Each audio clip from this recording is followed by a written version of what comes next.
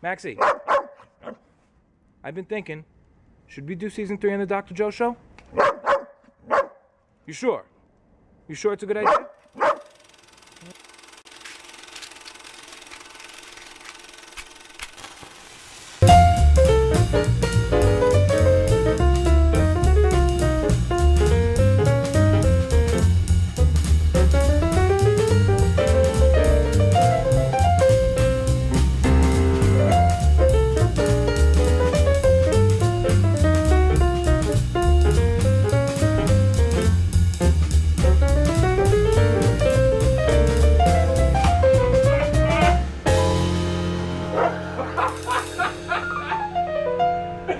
You know, that's what I'm talking about.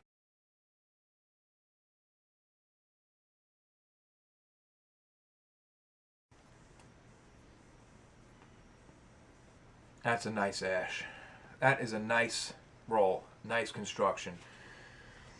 Moving on, there's not too much else to say. It's a shame that the Ramon Allones, it's a shame that it's come to this in general. And this is something we're going to talk about a little later in this season. Ramon Allones used to have, Jesus, around 20 different vitolas in its lineup. All different shapes and sizes. Do you need that many? No, you don't. But is it nice to have more than 3? Yeah, it is. I mean, in a sense, with the 3 vitolas that are left, you really almost have everything you need. For me, you have everything you need. You know, you have a Gigante, so you want a long cigar. You have Specially Selected for a short, medium-sized cigar. And you even have the small club Coronas for little small cigars. It basically covers all the bases. But where's the fun in that? Where's all the interest? Where's all those cool shapes and sizes? I find that to be a real shame. And that all happened as part of the huge transition. The huge transition that really started in 1994 when Habanos SA was established, and especially even further, even more, when Altadis bought a huge share of that, 50% to be precise, in 2001. So many vitolas were wiped out. It was basically a culling. Quality was down. Interest was down.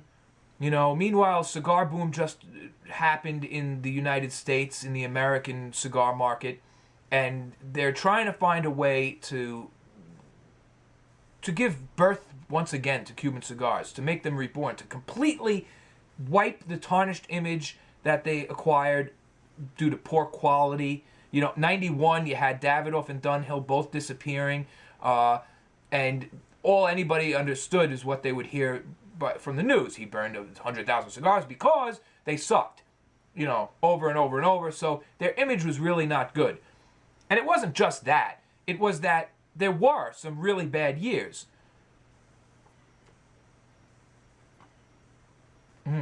Delicious. Very floral right now. There were some very bad years and some very bad quality cigars. And what they wanted to do is get everything down to a point where they could produce high quality cigars. Don't you think it's easier producing 3 vitolas than 20? Especially when the 3 you pick are, you know, standard sizes, standard Parejo shapes. You know, in other words, it's much easier to roll a Robusto sized cigar than it is to roll a Figurado, a Perfecto, or Pyramid. Much, much easier. You don't need all that high training, which means you can use those guys who know how to really roll cigars to roll a lot of cigars. And it also means that the guys who aren't that good at rolling cigars won't have that much of a problem because these are easy shapes to roll. So you're culling out all the complicated, and this is not the only brand this happened to. This happened to just about all, if not all, the non-global brands, you know. The global brands, when I say global, I mean Cohiba, Hoyo de Monterrey, Partagas, etc., are the only ones to have a really large amount of vitolas left in their lineups. Most brands, like Ramon Allones, have 3, 4, some of them have 2, you know. Very, very sad. Some of them, like La Gloria Cubana, don't even have the standard line anymore. They only have the Medalla de Oro. We're not going to get into that, but you see where I'm going with this? In an attempt, they sacrificed the artistic side of Cuban cigar making for ease of production. That's the best way I can put it. And what does that mean? Well, it means we won't be seeing all those fancy shapes, not for standard money anyway. In a few different brands they have some, like Bolivar Bellicoso Finos, for instance. On the good side, you will notice a big increase in quality, and that was the truth. Because since that time, especially starting around 2004 and up, quality has progressively gotten better and better with Cuban cigars. Less plugs, less bad burns, better tasting blends, more consistency, all that good stuff. So it's a sacrifice that was well thought out. In my opinion, it's one they had to make to move forward. What I don't like about it is what I used to always say, and what I still say, certain brands were saved by these special release productions, like regional editions. Regional edition cigars, well, that's where you'll find the fancy shapes. That's where you'll find the figurados and pyramids and all that stuff. But a box will cost you at least twice as much as a standard box. And they're not readily available. Ramon Allones only has 3 vitolas left. But how many regional editions does it have? Holy shit. Okay? I don't even know the exact number. It's over a dozen. It's probably more like 20. And let me tell you something. In 2014, when we did the Habana News episode, I said that there were 5 releases, 5 regional edition releases purported for Ramon Allones alone in 1 year, in that 1 year. Holy shit! 5 regional editions in 1 year for the same brand. You must be fucking kidding me. I mean, share the love. You know, spread it around a little bit. How about a La Gloria Cubana release? Well, there was one purported. It's still not fucking available yet. But 5? Listen, I don't know what to tell you. If you're going to make that many, if you need to make that many, maybe you should add a vitola back to the regular lineup and start producing it regularly. Well, no, they don't want to do that because people will buy these regional editions that cost twice as much for the same fucking thing. Well, maybe not the same thing. It blends a little different, it's a little better, a little higher grade tobacco. But the number one reason it costs more money is why?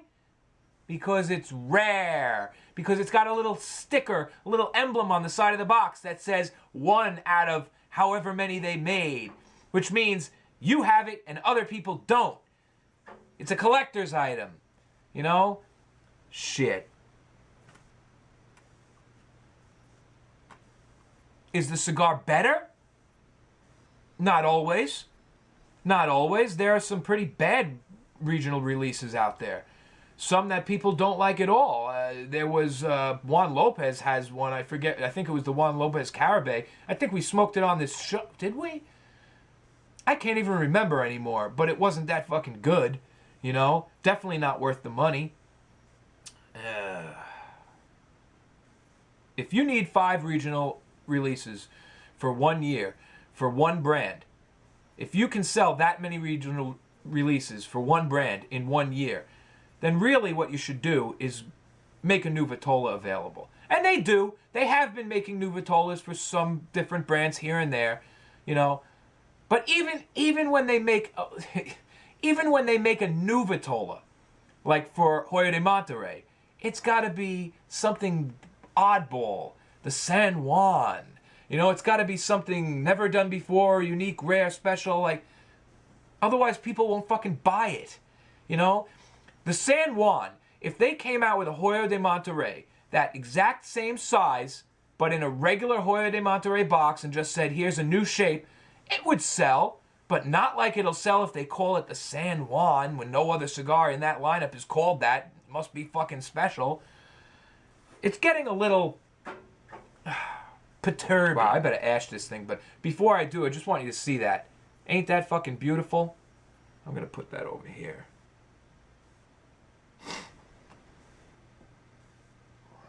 Wow. Anyway, back to the cigar. It's great. It's great. Really mellow. Has me feeling really good. Very, very nice flavors. The aroma is really great.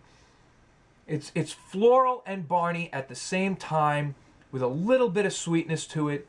Smooth as silk through the nose. Very floral through the nose with the slightest hint of pepper. The cigar itself is earthy but not too deep. Silky smooth smoke. Silky smooth. Bit of a twang, bit of a dull twang at the tip of the tongue, a little bit of salt, tiny bit of a sour note, like with that. I don't like saying a sour note because that doesn't sound good, but trust me, it's good. It's a little bit of a twang, and just some really nice, naturally sweet toffee flavors, a little bit nutty, toasty, just a great cigar. So that was our first third. Let's get right back into it because we got a lot to cover. All right, so all that aside, it's time to get into viewer emails / mostly comments. You know what? Actually, these are all going to be comments, and we'll do emails on a different day because we got a lot to catch up on. Why don't we warm up with some of the welcome backs I've gotten? So many great ones from you guys out there. A couple of shout outs just to warm things up, and I promise you there will be some interesting information coming up. David Turlington, love your reviews, Joe. Please don't take such a long break in between. Well, I'll try not to. It is inevitable sometimes, you know, especially when everything around you falls apart and you just got to work your ass off to make ends meet and you just don't have time to do what you love to do. Look at it this way, though. Any show you want to watch on TV, pick anything. There are seasons. There are seasons and there are breaks between. Now, I don't want to take breaks between all the time, but this is what I've devised. I think it's the best way to do it, especially with a long format show like this that takes a lot of work to put together, especially single-handedly. So we're calling it seasons. Last was season 2. The original stuff with Fake or Fine and all that was season 1, you know, where the video quality was shit. And this is season 3.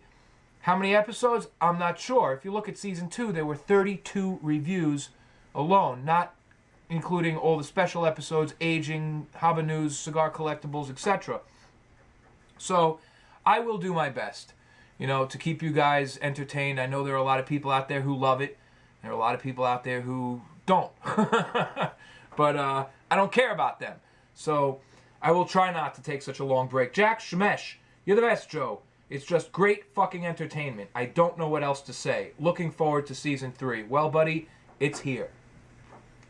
And trust me, the entire time I spent at work when I couldn't do this, I was looking forward to it just as much. There were days, seriously, cigars are addictive. This shit is addictive. You know, for me, doing this, talking cigars, there's nobody in my life, you know, beside a few guys at the lounge, etc., beside everybody on this channel and everybody on the internet.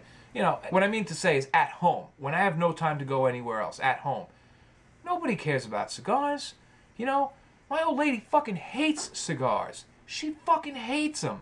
I can hardly get a review done without all of a sudden, it stinks in here. I can't stand it. Some of you guys have wives or girlfriends that appreciate cigars that aren't so appalled by that. Man, you guys don't know how fucking lucky you are. Let me tell you. It's a goddamn fucking nightmare, man. It's a fucking nightmare sometimes. So, when I come here and I sit down and I do this, I feel like, you know, I'm looking at a little camera, but I feel like I'm talking to everybody out there. So, it makes me feel better to I don't know, commingle with all the other people who understand cigars and appreciate them. So, there's that. And I'm glad you really find it entertaining, Jack. I find it entertaining to do it. Amir Barda, Joe, you're great. I can feel your passion all the way to California. I wish you all the best. I've been wishing the best for myself for I don't know how many years, and, well, here I am. So, I don't know how well that's going to work, but I'm glad you can feel the passion. I really do have a passion for it. I really do love it. But I think anybody who's been watching for more than 2 episodes knows that by now. Ryan Adams, glad you're back, Joe. Blessings from South Cal. Thank you very much. Blessings from Charlie Connor, 2 days ago. Greetings, Dr. Joe. I just wanted to thank you for the time you put into this channel. I'm a newer cigar smoker, and I've been watching your videos since I stumbled onto your Monty 2 review. A lot of people love that review. Your videos have been a treasure trove of information and have further cemented my love for cigars. You're not the first person to say that. You know, you're actually far from the first person to say that. And I think that is one of the most deeply appreciated comments I can get, is that I've helped make cigar smoking for you, cigars in general, a better experience. You know, because let me tell you, cigars by themselves are great. And we'll get to so many comments that I'm starting to even just see in my brain right now how these comments are going to all fall and link together. Cigars by themselves are great, but when you have... the history is so rich. When you have an understanding for the history behind it and the culture, it's just fascinating. Not everybody loves it, you know, but I think it adds to the whole experience. I really do. I'm glad you see it that way. Also, not sure if you noticed, but your friend at justfakes.com, or justdicks.com as you would say, LOL, has been put out of business as the website is down. Well, first of all, I would not say justdicks.com because for a great many very obvious reasons, I would refrain from calling it justdicks.com.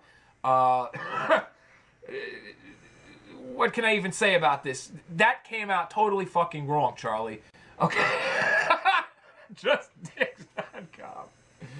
Oh, where the fuck have you been browsing?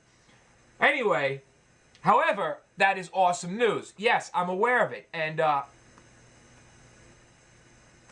it was brought to my attention through an email a little while ago that justfakes.com has disappeared. Actually, I do have a name for him, Charlie. His name is the fucking nutsack. That's what we call him around here, because that's what he is. And guess what? He's gone. He crawled under his little fucking rock, pulled it over the hole real tight, and he's sitting in there, probably planning to pop up under some other domain name if he hasn't already. The good news is, though, he's gone for now. For those of you who don't know,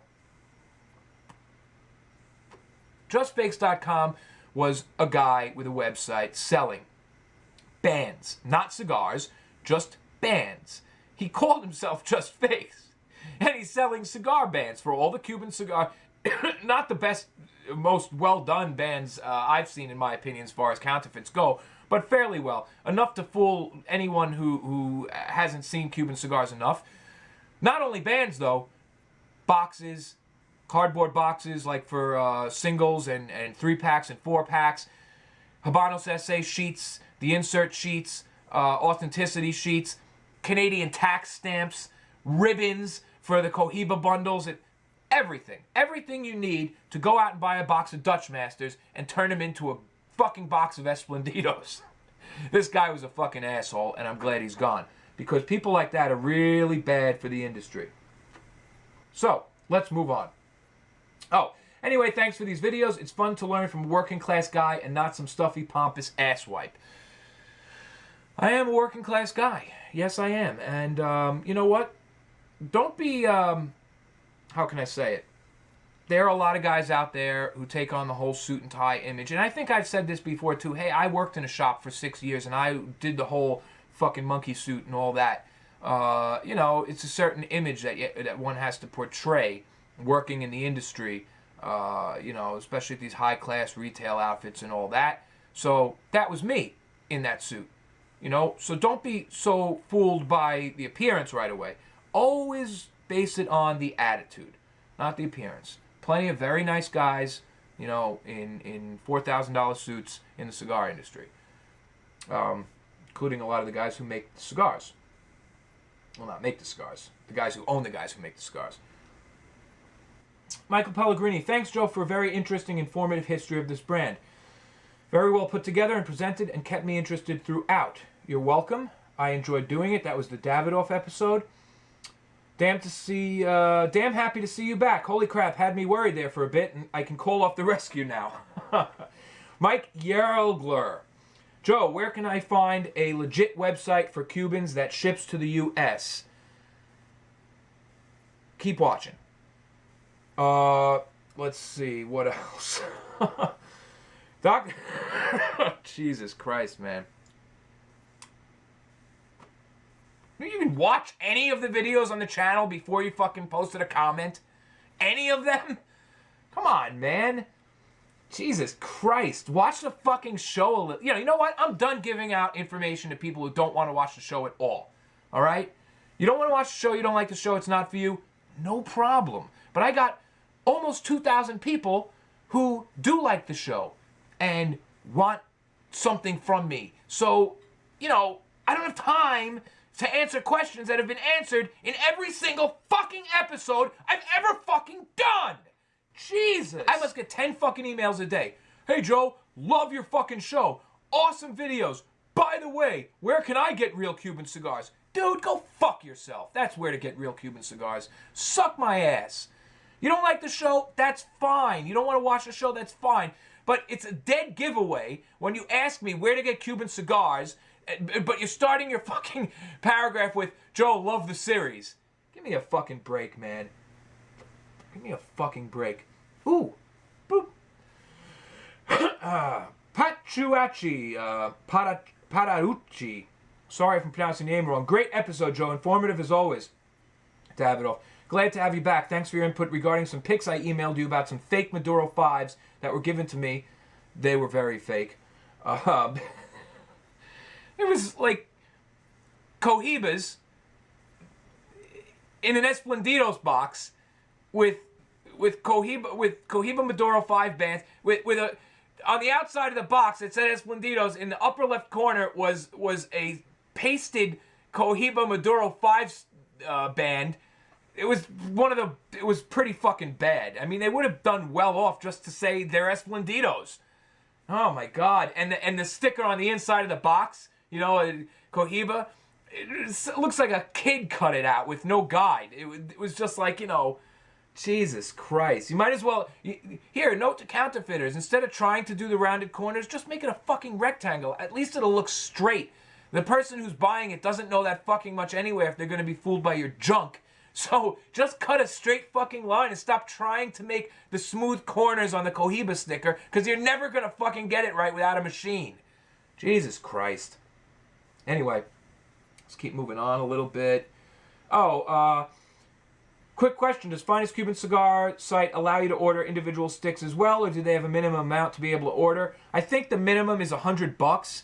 I don't think there's a minimum, as long as you're willing to pay some crazy shipping fee, like $35 on 2 cigars. But over $100, I think shipping is free. So yes, you can order singles. Not sure about the shipping free thing right now, so just make sure you double check with that. We'll get more into that in a minute. I like this one. Kobe Jones, is there a new version of the Perlman's book than 2011? That's the last version I can find online. I checked on the site that's responsible for making the book, Cigar Cyclopedia, or Cigar, what the hell's the fucking name of it? Cigarpedia, Cigar Cyclopedia, whatever. Anyway, no, it's their webpage still says brand new, just published release, 17th edition, but it's 2011. There have been a lot of releases since 2011, man, especially in the Habanos version. Back here, you have 2. These books, by the way, if you haven't, because I only mentioned them on like one episode before. See, here's, you could tell a comment from a guy who's been watching, who genuinely needs some help. And he's not just asking me where to get cigars, because he already knows where to get them because he watched the fucking video. This one, wow, is only the 2nd edition of the Habanos. Oh my God, this is archaic. This is the old one. I have a new one upstairs, a newer one, I think. 1998. Wow, this is a fucking gem. This is 1998. That's an old one. This is 2009. I have 5 or 6 of these all different editions upstairs. This one's 2009. A lot's been done since 2011. You know, 17 editions, they were coming out with one every year. And then all of a sudden, boop, I don't know, maybe not making enough money, maybe got tired of it. I have no idea. I mean, I doubt they got tired of it, but, you know, a lot of people come into the industry all excited, gung-ho, guns blazing, buying every fucking cigar in their path, and then 2 years later they're like, they don't care anymore. That's a good way to get a lot of cigars for a cheap price, too. Keep your eye on your friends, especially the guys who are spending tons of money real fast on a lot of cigars, because a year or two down the line, they realize, wow, I have $20,000 worth of cigars here, no money left, and I don't even really even smoke them. Got a lot of good cigars that way myself.